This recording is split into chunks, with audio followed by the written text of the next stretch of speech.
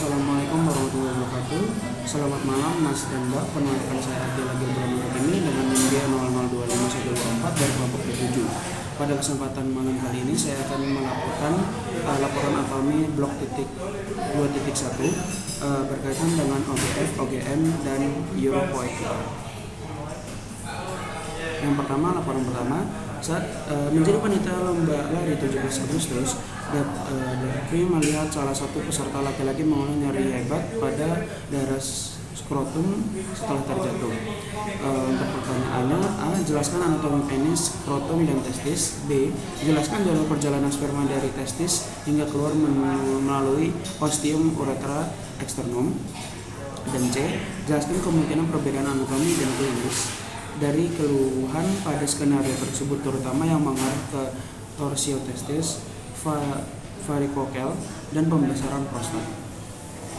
Yang pertama, penjelasan anatomi penis, skrotum, dan testis. Penis merupakan suatu organ berbentuk tubular. Penis juga homolog dengan glans sklerotis pada wanita. Pada masa embriologi, keduanya berasal dari struktur perinodial sama, yaitu tuberculum genitalis, yang memiliki perbedaan. Jika pada pria, tuberculum genitalis ini akan berkembang kemudian menjadi penis, sedangkan pada wanita akan kurang berkembang yang akan dipengaruhi oleh hormon. Dan pada penis ini sendiri terbagi menjadi dua pars, yaitu ada pars fixa dan pars libera. Untuk pars fixa sendiri, pars fixa akan diperkuat dengan dua muskulus, yaitu musculus ischiocavernosus yang akan diinervasi oleh pars penis, dan musculus bulbus spongiosus yang akan diinervasi oleh bulbus penis. Untuk bulbus penis sendiri itu akan mengompilasi bulbus dan corpus spongiosus dan membantu pengosokan uretra, sedangkan ischiocavernosus akan mengompilasi krucal penis dan akan mendorong darah kembali ke distal corpora cavernosa. Untuk pars libera corpus spongiosum. Yang pertama terletak di bagian vertal corpus penis, yang kedua dilewati uretra pars spongiosa, dan yang ketiga distal melebar menjadi glans penis. Sedangkan dengan corpora cavernosa terletak di bagian dorsal penis, yang kedua merupakan jaringan erektil utama. Ketiga, terdapat dua corpus cavernosa yang masing-masing diliputi tunika albuginea tebal. Yang keempat, ada ruang-ruang corpora cavernosa yang disebut cavernae atau sinusoid cavernosum yang di tengahnya terdapat arteri profunda penis atau arteri cavernosus. Selanjutnya, untuk vaskularisasi penis, arteri penis cabang dari arteri pudenda interna dan arteri pudenda eksterna, dan sistem vena bermuara pada vena pudenda interna. Untuk drenase limfatika penis, cara limfa adalah kulit dan fascia yang dialirkan ke nodi supermedialis dari nodi inguinalis superficialis. Adapun untuk anatomi skrotum, yang pertama, skrotum merupakan lapisan pembungkus testis yang terdiri dari 9 lapisan. Yang pertama ada kulit, di bawahnya ada fascia dartos dan musculi dartos, kemudian dilanjut dengan fascia spermatica eksterna, kemudian musculi cremas terica, kemudian fascia spermatica interna, dan tunica vaginalis lamina peristalis, tunica vaginalis lamina visceralis, tunica albuginea, tunica vasculasa, dan substans testis. Untuk anatomi testis selanjutnya, testis merupakan struktur homolog dengan ovarium pada wanita, terletak di dalam skrotum dan sepasang. Testis kiri lebih rendah dari testis kanan karena terdapat funiculus spermaticus yang panjang yang menghubungkan testis dengan struktur yang terletak dalam kavum abdomen. Selanjutnya, untuk vaskularisasi testis, di vaskularisasi testicular cup, aorta abdominalis, ductus deferens, cabang arteri venalis mau inferior, dan vena sticulus yang keluar sebagai jalan vena, yaitu vena testicularis dextra bermuara pada cava inferior dan vena testicularis sinistra bermuara ke vena renalis sinistra. Untuk inervasi testis sendiri, yang pertama ada plexus testicularis, cabang dari segmen thoracicae dari thoracicae 10 hingga 12, dan nervus moralis cabang dari segmen lumbal 1 sampai 2. Selanjutnya untuk jalur perjalanan sperma, yang pertama spermatozoa dihasilkan oleh sel gramar pada tubulus contortus seminiferus, yang selanjutnya dilanjut tubulus rectus smindiderus, dan yang ketiga ada testis, dan berlanjut ke ductus efferentes, yang dilanjut lagi ke epididymis, selanjutnya ke ductus deferens, selanjutnya ke ductus ejaculatus yang akan bersatu dengan saluran vesica seminalis. Kemudian dilanjut ke ostium ductus ejaculatorius, lalu utera pars prostatica, dilanjut dengan utera pars membranica, dan utera pars spongiosa, dan diakhiri dengan OUE. Selanjutnya untuk pertanyaan C, apa perbedaan dari torsiotesis, varikoler, dan pembesaran prostat? Untuk torsiotesis sendiri itu nyeri hebat mendadak pada skortum setelah trauma atau jatuh. Untuk ciri khasnya sendiri seperti nyeri akut yang sangat hebat, tesis terangkat, dan refleks kremaster yang negatif. Adapun varikokel yaitu benjolan di skortum terasa seperti sekumpulan cacing. Untuk ciri khasnya sendiri ada bag of worms yang lebih sering di sisi kiri pada testis, dan dia itu mengecil saat berbaring.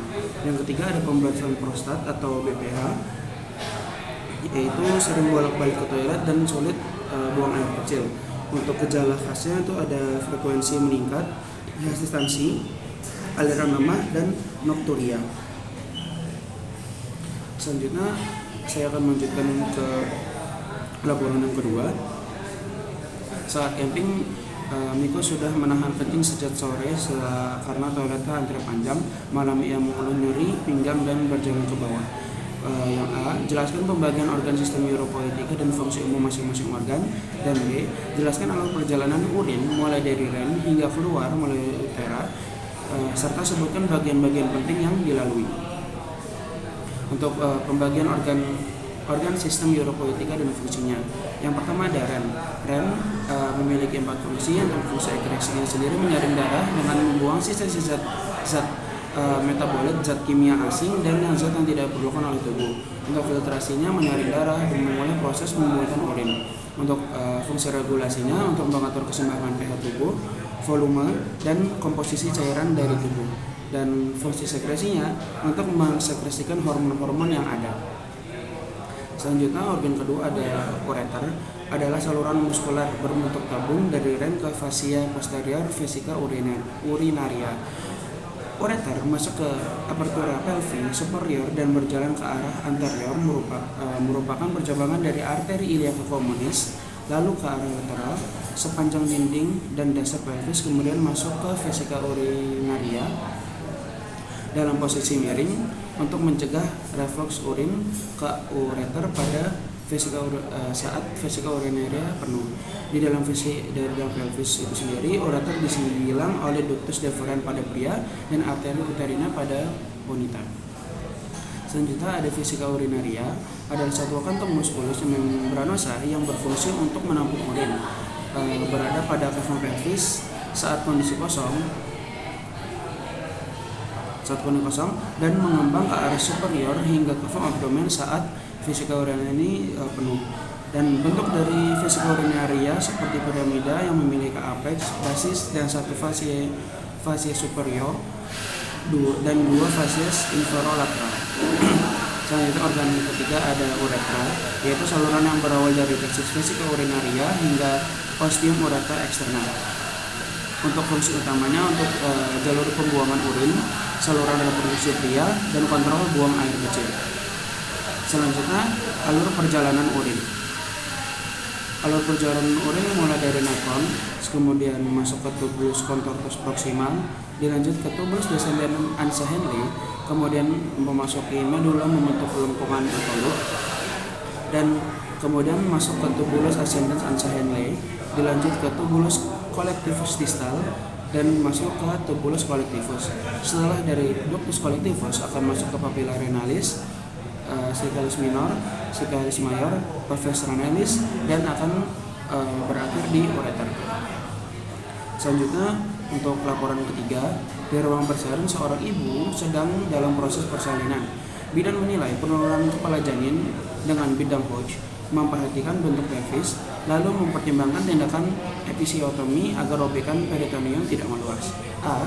Jelaskan dasar pelvis dan perineum termasuk diafragma, pelvis, membrana perineum, spatium perineum profundum, serta pembagian regio urogenital dan regio analis. Serta B. Jelaskan hubungan anatomi pelvis dengan kondisi klinis skenario, terutama mengenai perbedaan pelvis pria dan wanita, bidang Hodge pada episiotomi.